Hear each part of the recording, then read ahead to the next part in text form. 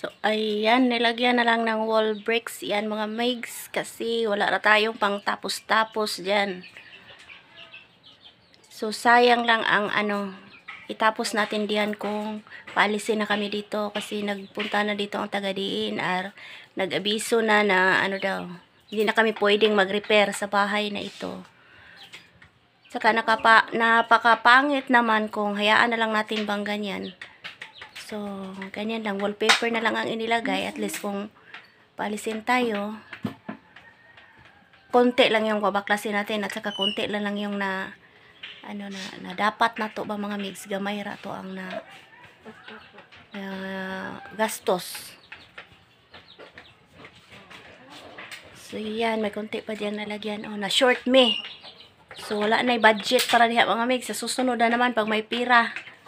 So, diyan naman banda ang lalagyan natin. But for now is, dito na lang muna. Ayan, pinagdugtong-dugtong na lang ni Just yung wall bricks. Kasi nga, na short. Mga migs, pasensya na kayo kung ilang araw tayong hindi nakapag-video or nakapag-vlog kasi nagkasakit ako mga migs. So, nilalagnat na naman ako. Gitakigan ko, oy. So, muna nga, wala taka-vlog o pila ka adlaw. So, karon na napunta sa property ni Jess. Nara ang iyang waiting shed. Yan, manguha tayo ng limon. I-harvest na to ng limon, mga migs, para, gawing juice.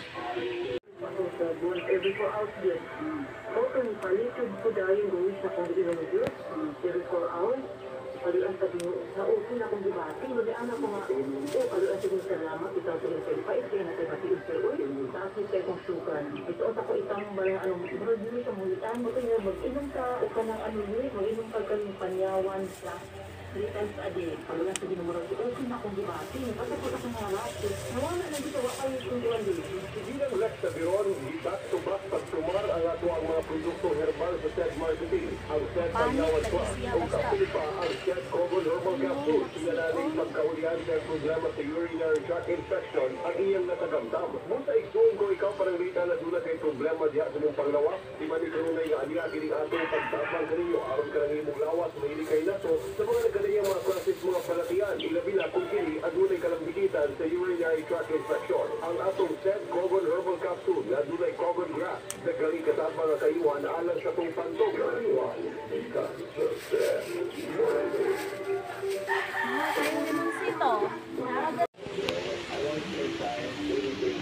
For the first time, mga migs, nakakuha na tayo ng bunga nitong guyabano or ngalan dito sa amin is Carnaba.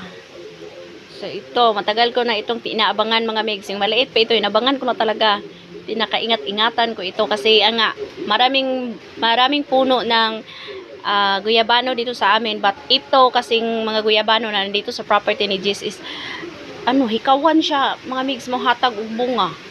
Tulad ng ubang guyabano na ang daming bunga, but ito nga sa property na iniingatan is hindi nagbibigay ng bunga. Kaya masayang-masaya ako na makita ko siyang ready to pick na. Siguro bukas or sa sunod na araw is hinog na ito. So matikman na din natin sa wakas ito. Sayang lang at kauwi na si Jess sa Australia. Saka si Peter gustong-gusto daw diyang tumikim nito kasi hindi pa niya nasubukan kumain ng guyabano kasi walang guyabano doon sa Australia mga migs, kahit anong hanap namin doon sa mga Thai na mga tindahan doon sa mga Asian ba na mga tindahan, pero wala talagang guyabano. Yan, so happy ka ita mga migs nga nakakuha na gitag bunga sa guyabano. So I hope nga marami pang darating na bunga. Ang daming bulaklak ng guyabano dito mga migs, but I hope na magtuloy-tuloy ito ba at maging bunga na siya.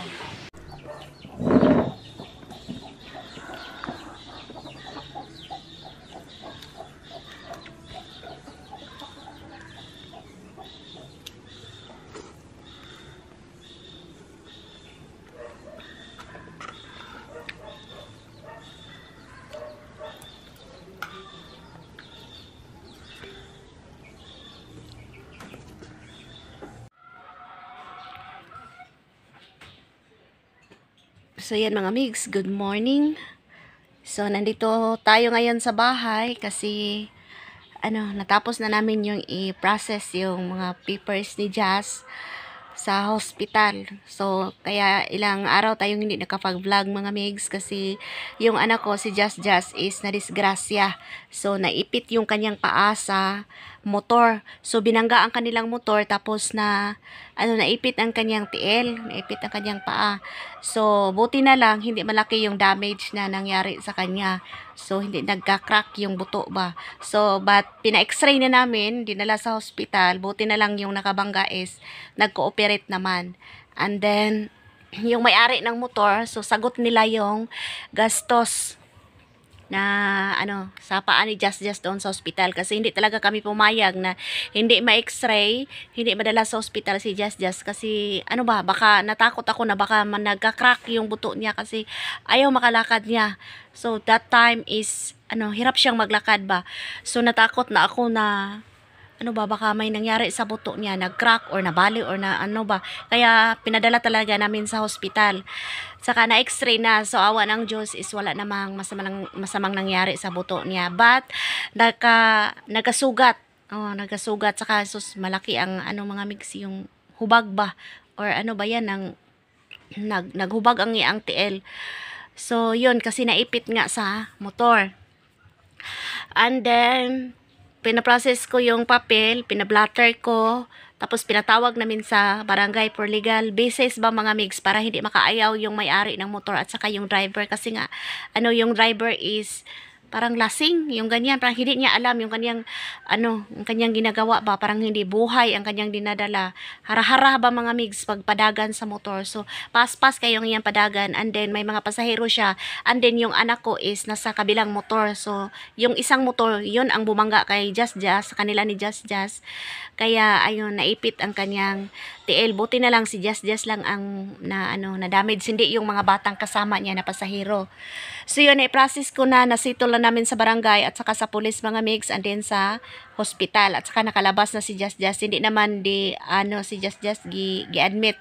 So but pina-x-rayhan lang namin siya tapos pinaresitahan ng tambal. So sabi ng mga doktor is naman daw, hindi yung serious injury ba ang nangyari kay Jazz. But still, si Jazz is nasugatan. So nasakitan ba siya mga migs? So sakit yun syempre kay nasamad biya tiaw mo nakuan, naipit ang iyang tiil. So mauna ang reason mga migs nga hindi tayo nakapag-videos mga ilang araw. So balik videos na naman tayo kasi yun nga, may mga hindi natin inaasahang mga pangyayari ba. So that time mga migs is takot talaga ako. Napubya na ako sa nangyari sa tiil ng asawa ko mga migs ba. Before kung nasabi ko sa inyo sa mga before na mga vlogs ko is yung paa ng asawa ko is disgrasya din na bali din ang kanyang minor at major na buto. Kaya ngayon ang paa ng asawa ko, yung left side na paa ng asawa ko is stainless na, titanium. So implant ang ginagamit namin doon. So almost 200,000 yung gastos mga migs. Before 2017 pa iyon nangyari. So how much more sa ngayon, mas malaki ang gastusin. Simba ko lang kung nag-crack or yung paa ni Jazz. So yun ang kinakatakot ko mga migs. Mahal na lahat yung mga bibilihin tapos may mga ganyan pa bitaw na nangyari. So, but hindi naman natin ma-predict ba kung anong mangyari. That time kasi is inutusan ko siya na bumili ng uulamin namin sa market. So, hapon na mga 4:30 PM. And then, ako kasi, 6:30 na hindi pa dumating. Yun pala, nadisgrasya na siya. Buti na lang yung asawa ko, yun ang inutusan ko na maghanap. Siya yung nakapagdala kay Jazz sa hospital. So, yun ang nangyari. So si Jazz pala ngayon is medyo okay na but ika-ika pa kung lumakad ba kasi masakit pa daw and then nilalagnat pa siya dahil sa kanang nabugbog niyang paa ba or nang nalagom bitaw mga migs or kanang nasamad ba. So ingon ana. And then hindi naman kami pinabayaan ng driver at saka nung may-ari ng motor kasi yung driver is nag-arkila lang siya or nirent lang niya yung motor na gibiyahe niya nung nakadisgrasya kay Jazz. So, yun, ang experience mga migs na pag magulang talaga tayo tulad ko, kung ang anak natin nagkaganyan is, di natin alam kung anong gagawin. So, una talagang iniisip ko is kung, bahala na yung pera at the safety yung anak ko, yung safety talaga ng mga anak natin ang mas priority natin inuuna. So, yun, may mga nabili kaming mga gamot para sa kanya, but, but okay na siya mga migs, no worries kasi okay na siya, nakalakad na, but paika-ika. So soon din siya, maayos din yung paglakad niya pag gumaling na yung sugat sa paa niya. So ang pinapasalamat ko lang talaga is walang masamang nangyari or yung paa lang ba ang na-damage sa kanya, at saka hindi naman totally damage, but yung nasugatan lang ba, and then yung buto niya is hindi na damage mga migs. So yun, kaya yun ang nangyari. Kaya hindi tayo nakapag-videos mga ilang araw. So yun mga migs, thank you for watching. Maraming salamat sa inyo. Shout out kay Ma'am Lalyn Bergontes, kay Ma'am Yolanda Santos, kay Ma'am Lini Langit, kay Ma'am Jean Bagsik, sa mga kapatid nating Muslim diyan, kasi nasa Mindanao kami, may mga kaibigan din tayong Muslim, or may mga silent viewers din tayong mga Muslim na nanonood sa mga videos natin. Maraming salamat sa inyo. So, yun. So, si Jess pala is hindi nakapag-vlog kasi na-busy sa work, at saka nag-workout ang kagwang, nag-exercise mga migs. So, yun, pagod na pag umuwi galing trabaho. So, yun ang dahilan. So, thank you for watching and God bless us all. Bye-bye.